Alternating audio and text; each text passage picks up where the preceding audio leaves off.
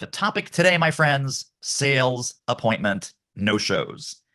And I thought it would be helpful to break this into three phases, right? So the first phase is really setup, and we'll talk about what that means in a moment. The second phase is logistics, and the third phase is recovery. So the setup, there's some important things, and we've experimented with this, and we've gone back and forth 17 different ways.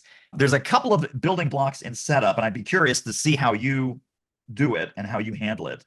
But things in the setup category include, what is the name of the call, right? So what is the name of the call?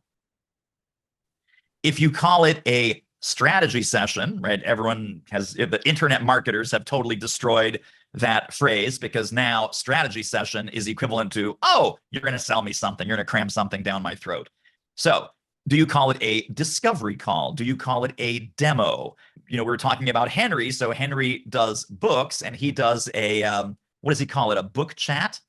Cindy, is that right? So it's like, book chat. Let's talk about your book idea. Let's talk about, your different publishing options. It is a sales call, but he calls it a book chat. Some people call it a blueprint session. Some people call it whatever. The point of the name leads right to the second factor, which is, how are you framing the value of the call? So in other words, what will they get? What will happen during that call? And are we in fact selling the value of the call? So the selling of the value of the call is actually the articulation, whether that's by email, whether that's on the actual scheduling page itself, sell the value. So that means you will get, or we will discuss, bullet 1, bullet 2, bullet 3, bullet 4. Now, we've also made the mistake of going too far in this direction, and people are now coming on the call expecting free consulting. So you don't want to make that mistake either. But the value of the call is something like, we're going to take a look at your blank, right? Presentation skills, marketing, sales, revenue plan, whatever it is, whatever we're helping them with, leadership, marketing, corporate strategy, right? So maybe it's a strategy tune-up. I'm just going to jump into John World. Maybe it's a XPF strategy tune-up. We're going to look at your current strategy. We're going to analyze some gaps. We're going to figure out some quick needle movers that you may want to look at, and some next steps to help you make it happen. When you say next steps to help you make it happen, that is, give me a lot of money. Give me a lot of money, hire me, hire my firm. The next steps are, we should work together to implement points 1, 2, and 3. So whatever points 1, 2, and 3 are, it's value, value, value. Next steps to make it happen is the money. So naming of the call, value of the call. So you need to know the value of the call. We need to sell the value. In other words, articulate, post, publish what they will get, and then make it easy to schedule. So having maybe a separate appointment calendar that has more availability, that you've blocked time on your real calendar, but you have more availability that people can get slots that otherwise might be protected.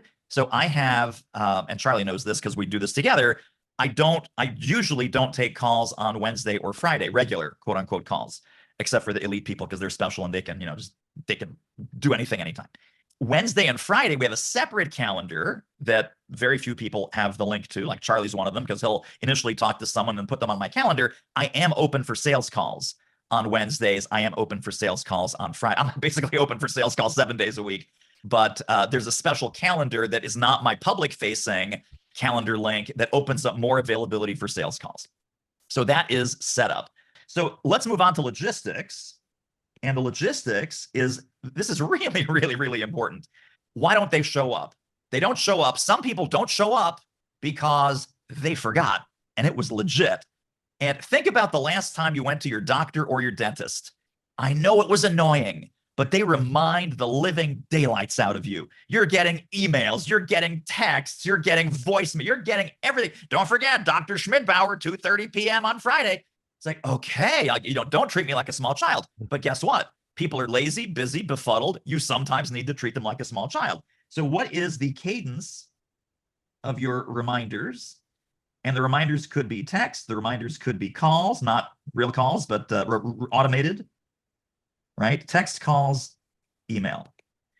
My guess is right now, if you're thinking about this, You're sending reminders, you could probably send one or two more. And if you're only using one of these channels, like let's say it's email, you can also probably add text and it would help your show up rate. So that's for people who legitimately want to talk to you, but they're so crazy busy, they're running around, they're not looking at their calendar, and boom, they missed the call.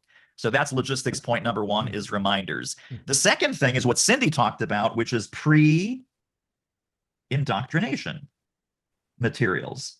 What do you want them to read, watch, or complete, like a short audit or a short assessment, so that they're actually excited about the call? That this call now is going to have a little bit more meat, a little bit more substance, a little bit more value, because, oh, I'm not just going to show up randomly. I am going to read something, consume something, watch something, or complete short. Don't make it burdensome, but a short assessment, a 10-question sort of self-assessment, some little online survey, just so that they have some skin in the game.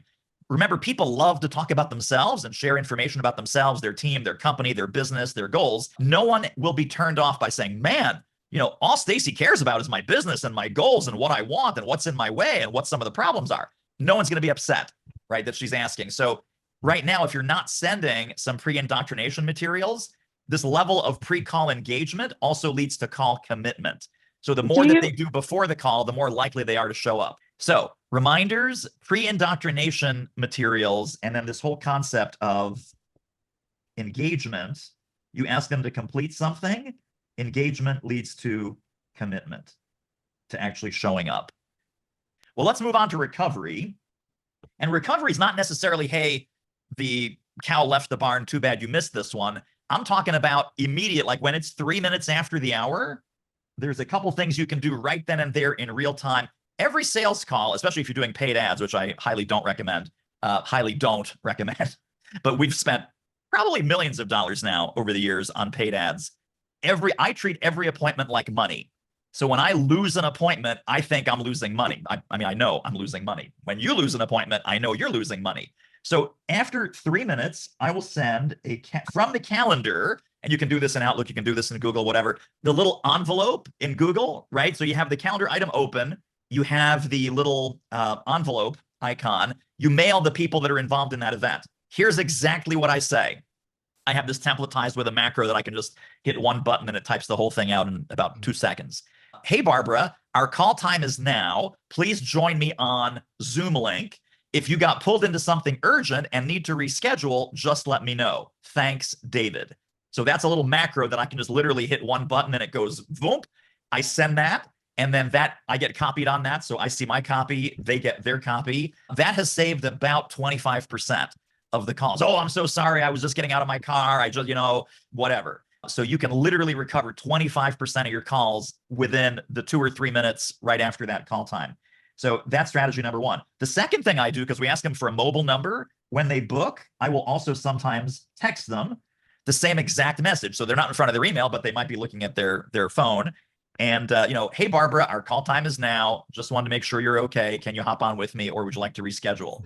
Again, you'd be amazed. Like, well, if they can get to their email on their phone, they can get to, yeah, I know, but lazy, busy, befuddled, running around doing lots of different things. Then I would send an email. So once I give them 10 minutes. I hate to wait and waste my time, but I'm usually multitasking or doing other things. But I will wait till 10 minutes after the appointment. You would not believe how many times people actually show up in minute 7, minute 8. It's, oh, I'm so sorry. Okay, great, no problem. And so that's, I have a 10-minute limit. And then it's time to rebook. And that's usually by email. Now, Charlie and I have had some dialogue about this. The common mistake, and the one that Charlie used to make, is, hey, Barbara, we had an appointment. Looks like we missed each other. Do you have any interest in rescheduling? What is wrong with asking, do you have any interest in rescheduling? No, I'm good. Exactly. It opens the door to a big fat no. So I always assume the sale. I always assume the appointment. I always assume good intent and that this person is a prospect, was a prospect, and will continue to be a prospect. So my email, the recommendation I have is, hey, Barbara, looks like we missed each other today. We had a scheduled appointment at 3 o'clock. I also have time tomorrow at 10 a.m., 12 p.m., or 4:30. By the way, I'm in Eastern time. Which one of these works best for you? So I will, instead of saying, hey, do the calendar link, right, I'm going to personalize it. and say, I have 3 new times, which works best. Now, about 50% of the time, they'll pick one of your, oh yeah, no, sorry, I got pulled into whatever. I had a client emergency. I went to a meeting. My kid, had a baseball game, whatever. Can we do tomorrow at 2? Yes, we can do tomorrow at 2. I then send the scheduler, right? I send the calendar item manually. I no longer use Schedule Once or Calendly. If they say, hey, David, I still want to talk to you, none of those times work, then I say, no worries. Here's my calendar link. Please choose a time that works for you. So I think because we have to humanize this, right? If we're robotic, if we don't follow up, then maybe we don't even deserve the business.